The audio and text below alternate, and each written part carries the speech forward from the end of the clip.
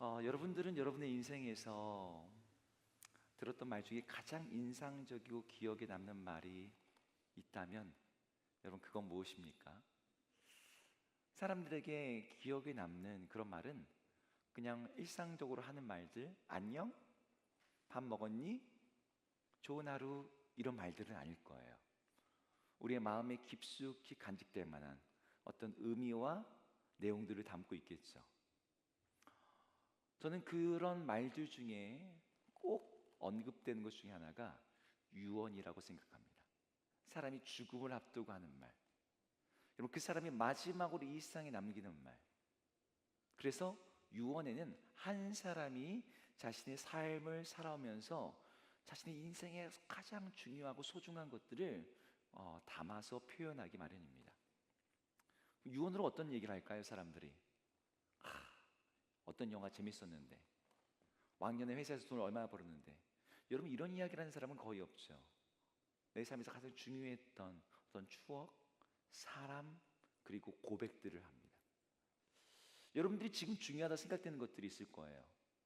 우리 대학생 친구들은 곧 다가올 시험, 우리 취업 준비생들은 직장, 그리고 또 결혼, 진로.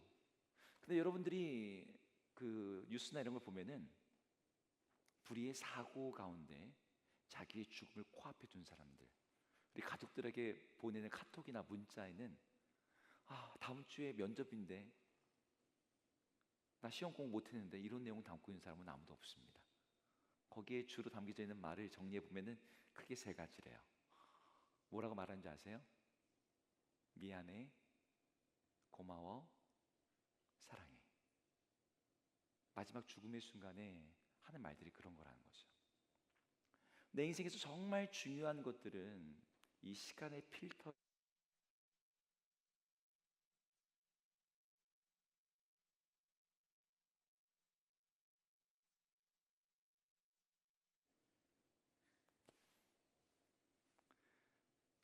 죽음이라는 마지막 장에서 함께 모아집니다. 저는 그런 점에서 오늘 요셉이 죽음 직전에 했던 이 유언이 요셉에게서 정말 중요한 것을 말하고 있는 자리라고 생각해요. 오늘 요셉은 자기 후손들에게 어떤 이야기를 하고 있을까요? 오늘 본문에는 요셉이 자신이 죽을 것을 말하면서 시작됩니다. 이렇게 말해요. 나는 죽을 것이다. 슬픈 말이긴 하지만 유별날 말은 아닙니다. 누구나 늙으면 병들고 죽으니까요. 이집트 최고의 지위에 있던 요셉이라도 예외는 아니죠. 그런데 나는 죽는다라고 하는 그 말을 현장에서 직접 듣고 있는 이스라엘 가문의 사람들은 마음이 철렁 내려앉았을 거예요. 요셉의 죽음은 그냥 한 사람의 죽음이 아니었거든요. 그는 이스라엘 가문 전체의 대부와도 같은 존재였습니다.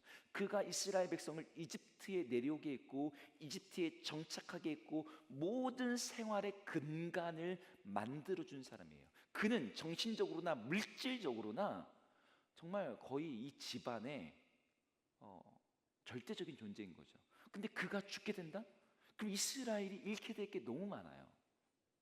애굽에서 누리던 여러 배려와 존중, 그게 축소될 겁니다.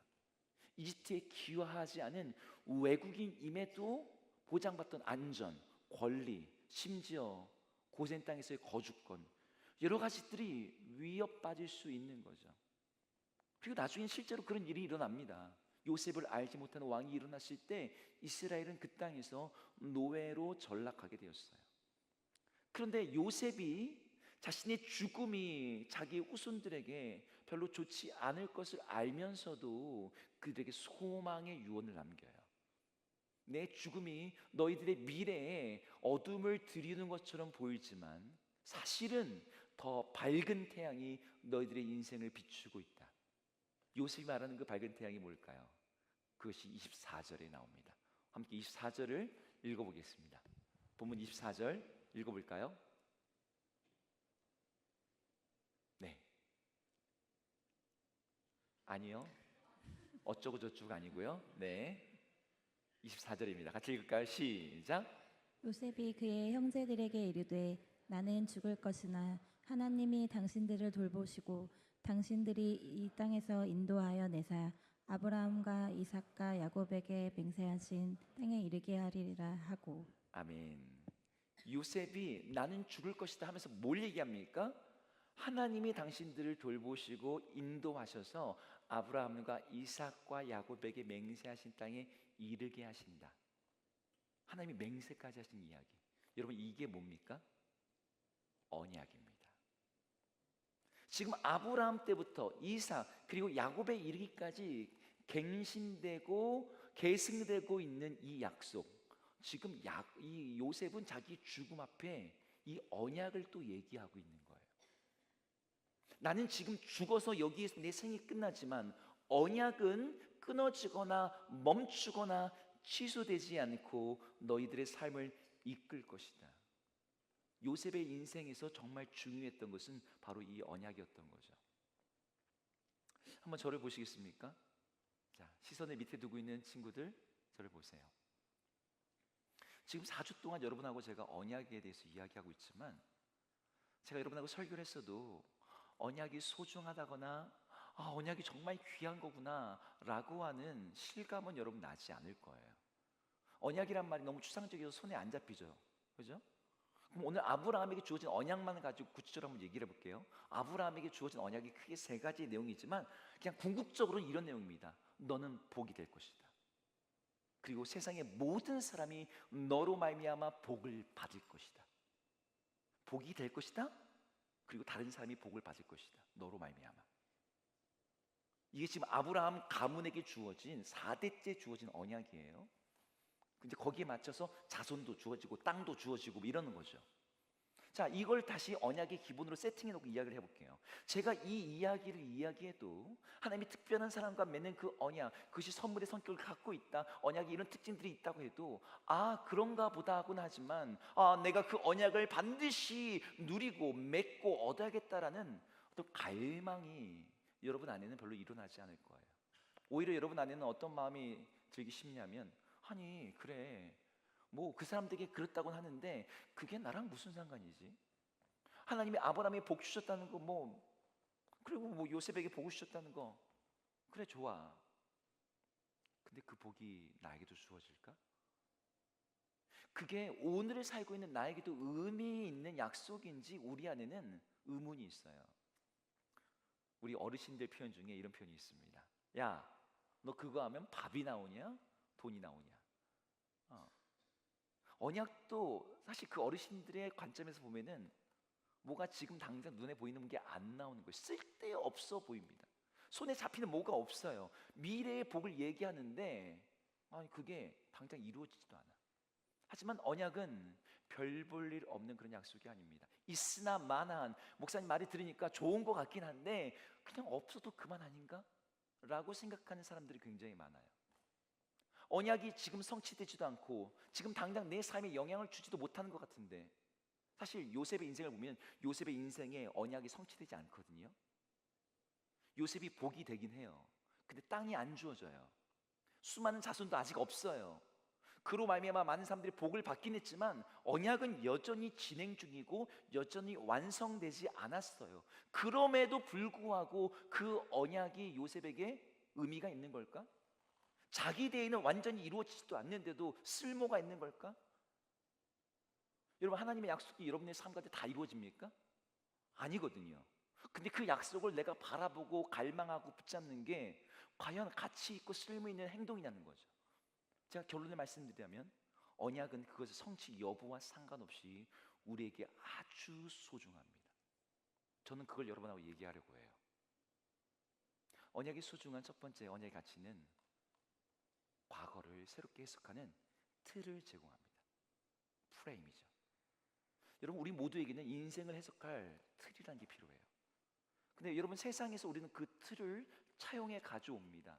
세상이 주는 프레임은 이런 것들이죠. 돈, 친구, 뭐 성공. 그 돈이 많고 적음에 따라서 인생을 해석해요. 그리고 친구가 많고 적음에 따라서 성취한 것이 많고 적음에 따라서 내 인생의 점수를 매깁니다. 그렇게 매긴 점수들이 문제가 뭐냐면 내 인생을 제대로 평가해 주지 못한다는 거예요. 수많은 변수들, 영혼의 깊이, 삶의 풍성함을 측정해 주지 못해요. 돈은 엄청나게 많은데 너무나 그 삶이 가난한 사람도 있죠. 친구는 너무나 많은데 그 내면은 공허한 사람들도 있어요. 잘못된 가치, 잘못된 기준에 맞춰서 우리 삶을 살다 보면 우리 시간과 에너지와 인생 자체를 허비하게 만들게 되죠. 돈도 나다가 더 중요한 걸 놓쳐요. 오류값이 항상 발생하죠. 여러분, 이런 기준들은요, 내 인생에 다가오는 고난을 늘 실패로 해석하게 만듭니다. 이 과정에서 겪는 상처는요, 쓸데없는 낭비라고 느끼게 만들어요. 왜 하나님이 굳이 나에게 이런 어려움을 주시는 거지? 그런데 그러한 기준이 아니라 언약이라고 하는 기준이 우리 삶의 해석의 틀로 주어지게 되면 우리의 모든 과거의 실패와 상처가 다르게 해석돼요. 여러분, 요셉 이야기의 과거를 보세요. 요셉은 아버지 야곱의 편애를 받았습니다. 그런데 오히려 그것 때문에 형들에게 미움을 받았고 형들의 손에 배반당해 노예로 팔려나갔어요. 충성되게 주인을 섬겼지만 오해받아서 감옥에 갇혔고 그곳에서 자기가 도와줬던 사람들은 자기를 까맣게 잊어버렸습니다. 절망의 창틀 안에 있었어요. 세상의 프레임으로 보면 요셉은 여기까지만 볼 때는 누가 봐도 실패한 인생이에요. 나중에 총리가 되긴 하지만 여러분, 그때의 과거는 분명 상처이고 아픔이고 트라우마입니다. 근데 요셉은 그 상처가 상처로 남아있지 않았어요.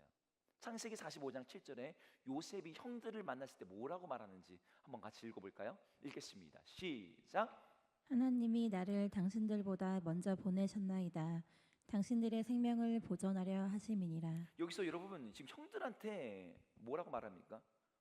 내가 당신들 때문에 팔려왔잖아. 내가 당신 때문에 죽을 고생했잖아. 나는 당신들 결코 용서 못해. 이런 말 안 해요. 자기 인생을 완전히 새롭게 해석합니다. 형들이 판 게 아니라 하나님이 날 보내신 거야. 형들에게 난 복수할 거야가 아니라 형들의 생명을 내가 지켜주고 보존할 거야. 그걸 위해서 내가 고난을 당한 거야. 요셉은 멸망 수준의 그 대기근, 7년 대기근 앞에서 자신의 인생이 자기 아버지 야곱에게 주셨던 하나님 말씀, 언약을 이루는 과정으로 해석을 한 거예요. 그래서 자신의 슬프고 아픈 과거를 하나님의 약속, 언약의 프레임으로 읽으니까 왜 내가 이런 고난을 당했는지 그게 다 이유를 알게 되는 건 아니에요. 하지만 그 슬픔과 그 고난도 그 언약 안에서는 하나님의 재료가 된다는 것을 보게 된 거죠. 여러분의 인생 가운데 이해되지 않는 실패, 그것이 하나님의 언약이라 하는 프레임으로 들어가면 의미 있는 훈련으로 다시 재해석됩니다. 쓸데없다 여겼던 과거의 상처, 아픔, 너무나 슬펐던 그런 사건들, 여러분 그것들이 하나님의 언약 안에 들어가면 여러분의 삶을 다른 차원으로 도약시키는 구원의 씨앗이 되고 있음을 보게 돼요. 제가 우리 청년들 상담을 제가 종종 합니다. 그런데 그 청년들 중에 여럿이 저한테 과거의 잘못, 실수로 인해서 그 마음의 깊은 괴로움을 이야기해요. 과거의 망령에 사로잡혀서 돌이킬 수 없던 그때의 선택 때문에 좌절감, 후회에 붙잡혀 있는 거죠. 내가 왜 그때 그런 선택을 했을까요, 목사님? 내가 그때 잘 선택했으면 내 인생이 지금 같지 않을 텐데요. 내가 그때 그 사람, 내가 왜 그 관계에서 실패를 했을까요? 차라리 그 사람을 안 만났으면 어땠을까요? 내가 그 사업을 안 했으면 어땠을까요? 스스로를 계속 괴롭혀요. 지난 실수, 후회, 관계의 아픔, 고통의 사건에 대해서 올바른 틀로 해석을 하지 못하면 그것이 계속해서 피가 흐르고 진물이 나서 우리의 에너지를 뺏는 상처로 남아있는 거죠. 거기서 피는 계속 흘러요. 여러분, 시간이 지난다고 그게 완전히 아물지 않습니다. 그런데 여러분, 그 과거에 내가 계속 후회했던 그 사건들이 하나님의 선하신 계획이라는 언약으로 보면 내 열정과 내 힘을 갉아먹는 상처가 아니라 오히려 그것이 나의 힘이 되고 나의 자산이 되고 그걸 통해서 내가 이전에는 할 수 없었던 다른 일들을 하는 그런 능력으로 작동하는 걸 보게 됩니다. 여러분, 과거가 바뀌어서일까요? 아니죠. 과거가 다르게 해석되는 거예요. 너는 복이 될 것이다. 너로 말미암아 세상의 많은 사람들이 복을 받을 것이다라는 그 언약 안에서 나의 지금의 상처와 여러분이 갖고 있던 어떤 슬픔과 아픔들이 새로운 의미와 새로운 가치를 갖게 되기를 주 이름으로 축복합니다. 언약이 갖는 두 번째 가치는요, 오늘의 중심을 잡아주는 축의 기능을 한다는 겁니다. 앞에는 뭐였어요? 틀이었죠. 이번엔 축이에요. 여러분, 요셉의 인생은 늘 불확실성 한가운데 있었습니다. 청소년기부터 장년에 이르기까지 그의 삶은 끝없이 내려가는 하강의 연속이었어요. 형들한테 팔리고 종이 되고 강간 미수범으로 내몰려서 죄수가 되고 애굽에 내려가고 감옥에 내려가고 인생의 바닥까지 내려갔습니다. 여러분, 그 정도 되면은 삶이 무너지고 정신이 이렇게 파편화돼야 될 텐데 요셉이 쓰러지지 않아요. 요셉의 삶을 붙잡아준 중심축이 있었거든요. 하나님의 언약이었습니다. 요셉의 유언 가운데 후손들에게 두 번 반복하는 말이 있습니다. 오늘 본문에 겨우 3절뿐인데 두 번 반복하는 말, 그게 뭐냐면 25절에 나옵니다. 25절 한번 같이 읽어볼까요? 시작. 요셉이 또 이스라엘 자손에게 맹세시켜 이르기를 하나님이 반드시 당신들을 돌보시리니. 네, 여기 보니까 하나님이 당신들을 돌보시리니, 오늘 25절에는 반드시란 말도 붙어 있습니다. 이 말이 두 번 반복돼요. 사실 요셉의 후손들, 이스라엘 백성들이 앞으로 어떤 일을 겪게 되죠? 애굽에서 400년 동안 종살이를 하게 됩니다. 노예 생활을 하게 돼요. 이걸 아브라함 때부터 하나님이 예고하셨어요. 노예로 사는 삶을 누가 경험했습니까? 요셉은 경험해 봤어요. 자기가 종으로 팔려봤거든요. 그 삶이 얼마나 힘든지를 자기가 알아요. 자유가 없이 강제로 부여된 노동에 시달리는 삶, 그 삶은 고통스러운 삶뿐만 아니라 누가 봐도 쓸모없고 무의미하고 무가치한 시간이죠. 근데 요셉은 그런 시간일지라도 하나님이 돌보시면 달라진다는 거예요. 자기 후손들이 어떻게 될지 몰라서 지금 이런 덕담을 하고 있는 게 아닙니다. 그 시간들조차도 헛되지 않을 거라고 말하는 거죠. 내가 노예로 팔려봤고 내가 종살이를 해봤는데 하나님이 돌보시니 형통케 되는 걸 내가 경험해봤어. 내가 노예여도, 내가 지금 빚에 눌려 있어도, 내가 정말 하루 열 몇 시간씩 일만 하고 있어도 내 인생에 더 나아질 것 같지 않은 쳇바퀴 속에 있을지라도 하나님은 그 시간을 다르게 바꾸실 수 있다는. 여러분, 요셉이 그 믿음이 어디 생깁니까? 언약 안에 있는 거죠. 하나님이 나를 복이 되게 하실 거예요. 여러분, 여러분의 삶이 왜 힘이 없고 전진하지 않는 것처럼 느껴집니까? 여러분 안에 있는 열정과 여러분의 관심과 힘이 흩어지는 이유는 축이 없기 때문이에요. 여러분, 축 엑시스가 뭔지 알죠? 무언가의 중심에서 붙들고 있으면서 그 주위를 움직이게 만들어놓은 중심선, 그게 축이에요. 여러분, 자전거 바퀴 아무리 튼튼해 보여도 중심축이 없으면 돌아가지 않잖아요. 바퀴가 끊임없이 돌지만 축은 그 자리에서 변하지 않고 중심을 잡아줍니다. 여러분, 우리 인생이 아무리 바쁘게 움직이고 돌아가도 중심을 잡아주는 축이 없으면 방향도 없고 힘도 전달되지 않은 채 그냥 자전거 넘어지게 됩니다. 근데 언약이 우리 삶의 중심축의 역할을 하는 거예요. 축이 잡혀지지 않은 힘은 흩어지는 에너지에 불과해서 공회전만 하게 되는데, 그래서 우리가 쓴 힘과 노력이 삶의 전진으로 전달이 안 되고 결과가 안 나오는데, 하나님의 말씀이라는 그 언약이 우리 중심을 잡아주게 되면, 그래서 내가 누구고 내가 어디로 가고 내가 왜 가는지를 일관되게 말해주는 그 이야기가 있다면, 여러분, 우리는 어떤 상황에서도 전진할 수 있는 거죠. 요셉은 그의 인생을 넘어뜨리고 쓰러지게 만들 만한 많은 사건들이 있었지만 하나님이 나와 함께하고 계시고 하나님 나를 복이 되게 하실 거라는 이 언약의 중심축이 그의 인생을 붙잡고 있었어요. 여러분, 청년 때만큼 인생이 불안정할 때가 어디 있습니까? 진로가 보이지 않고 관계 불안하고 매일매일이 흔들리고. 여러분 인생의 축을 뭐로 잡고 있어요? 많은 사람들이 그나마 통제할 수 있는 내 인생의 축을 자기 자신으로 둡니다. 근데 여러분 자기 자신이 정말 믿을만 합니까? 내 생각도 매일매일 바뀌어요. 내 의지도 매일매일 꺾이고요. 유일하게 통제할 수 있는 게 내 자신인데도 불구하고 내가 내 자신을 축으로 삼기는 변동성이 너무 커요. 이때 우리는 우리의 중심, 우리 삶의 중심, 우리의 모든 에너지와 열정을 모아줄 수 있는 축으로 하나님의 말씀, 그분의 약속, 그분의 언약을 바라봐야 돼요. 여러분들 오늘 흔들리고 있다면 이 언약을 바라보며 그 언약을 가지고 여러분의 일상의 중심을 다시 세우기를 주의 이름으로 축복합니다. 그 언약이 우리를 흔들리지 않고 쓰러지지 않고, 그래 내 삶이 이것을 위해 사는 것이지 라고 하는 분명한 축의 역할을 감당하는 거죠. 언약이 갖고 있는 세 번째 가치, 그것은 내일의 소망을 갖게 하는 창, 윈도우의 역할을 합니다. 약간의 워드 플레이가 있죠. 첫 번째는 언약이 틀, 프레임이었다면, 두 번째는 축, 엑시스였고, 마지막에는 창, 윈도우의 역할을 해요. 여러분, 언약이 갖고 있는 세 가지 특징 여러분 기억납니까?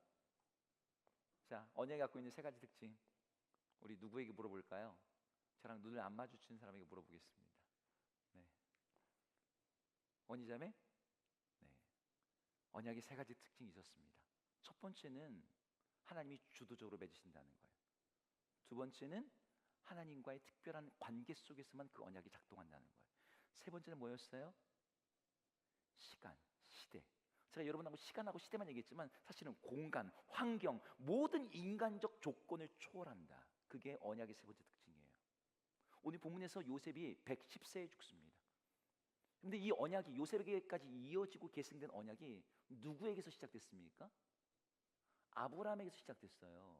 그럼 아브라함 때부터 요셉에게까지 이 언약이 계승되는 시간이 얼마였을까요? 아브라함 175세에 죽습니다. 이삭 180세에 죽어요. 야곱 147세에 죽습니다. 요셉 110세. 여러분, 이 4대를 이어가는 동안의 시간을 계산하면, 뭐 중간중간에 겹치는 시간까지 다 계산하면 320년이에요. 요셉까지 오는데 320년이에요. 그리고 요셉이 죽는 그 시점을 기준으로 해서 이 언약이 완성되는 날, 그러니까 아브라함 언약이 성취되는, 가시적으로 성취되는 그 시점, 가나안 땅에 들어가기까지는 또 몇 년이 걸리면 450년이 더 걸립니다. 그러니까 하나님의 언약이 아브라함에게 최초 주어진 시점에서 가나안 땅에 들어가 그 땅을 얻는 시점까지 하면은 770년이라는 시간이 지나서 이 언약이 성취되고 있는 거죠. 여러분, 우린 여기서 확인하게 됩니다. 하나님의 언약은 우리 인생의 시간표보다 훨씬 더 길고 크다는 걸. 우린 요셉처럼 언약의 전체를 보지 못하고 죽게 될 거예요. 근데 요셉이 죽을 때 뭐라고 얘기해요? 하나님 반드시 너희를 돌보실 것이다. 너희는 나의 해구를 메고 그 땅으로 올라가라.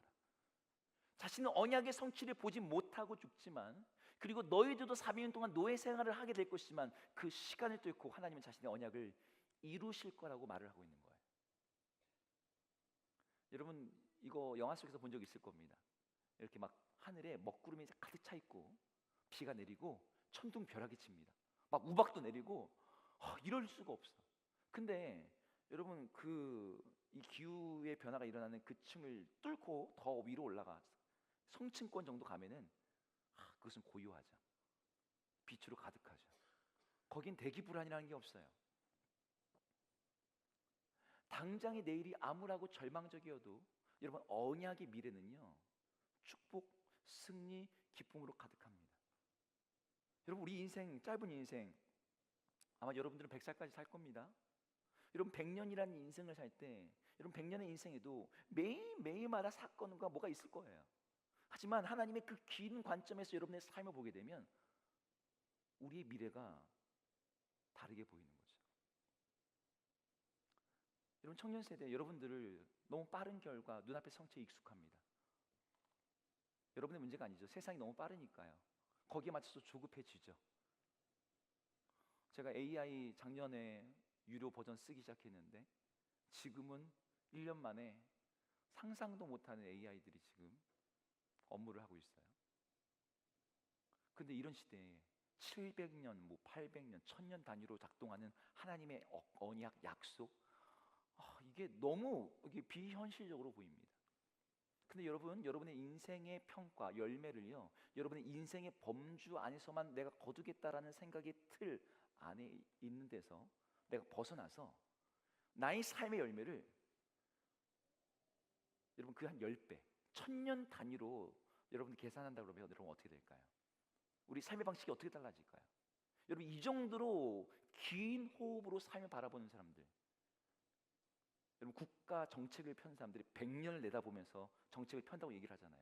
여러분 그런 사람들은요 어떤 정책을 입안하고 계획할 때 벌써 틀이 달라요. 관점이 달라요.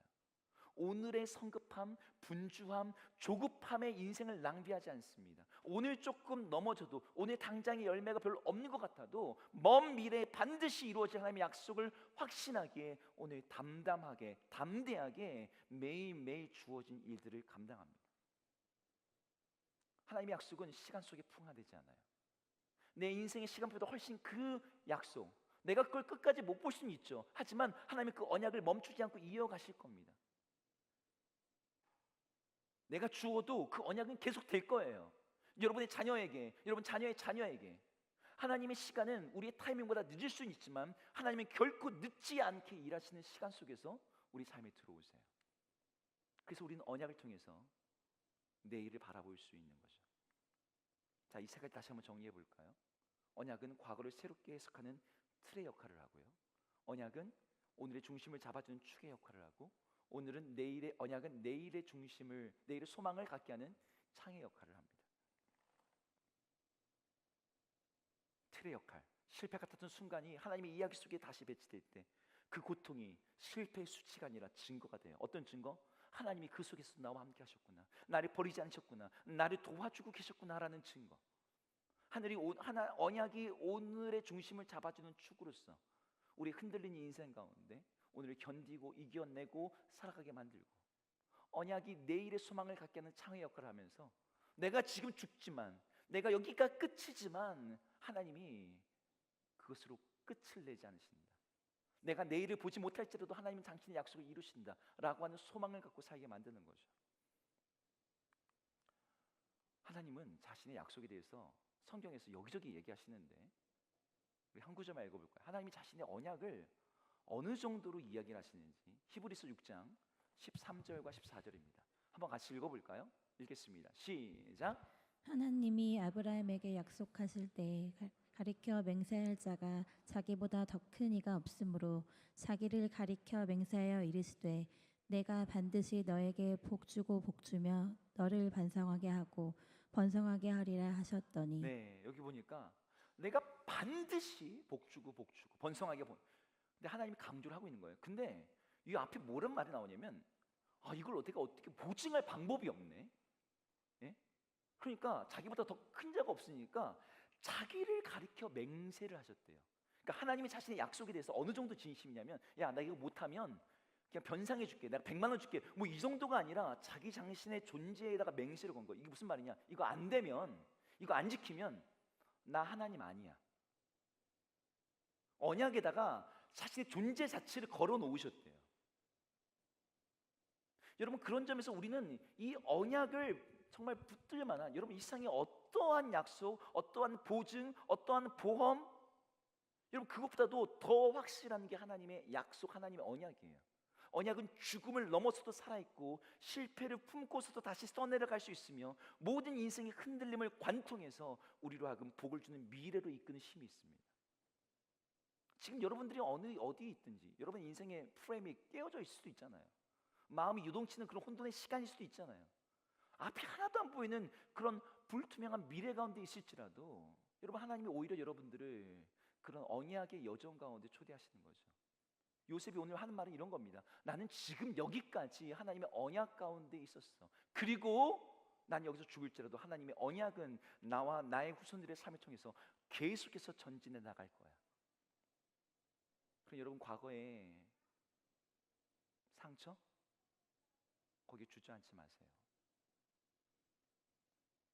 오늘의 암울한 현실에 두려워하거나 답답해하지 마시고 내일에 대해서 조급하게 성급하게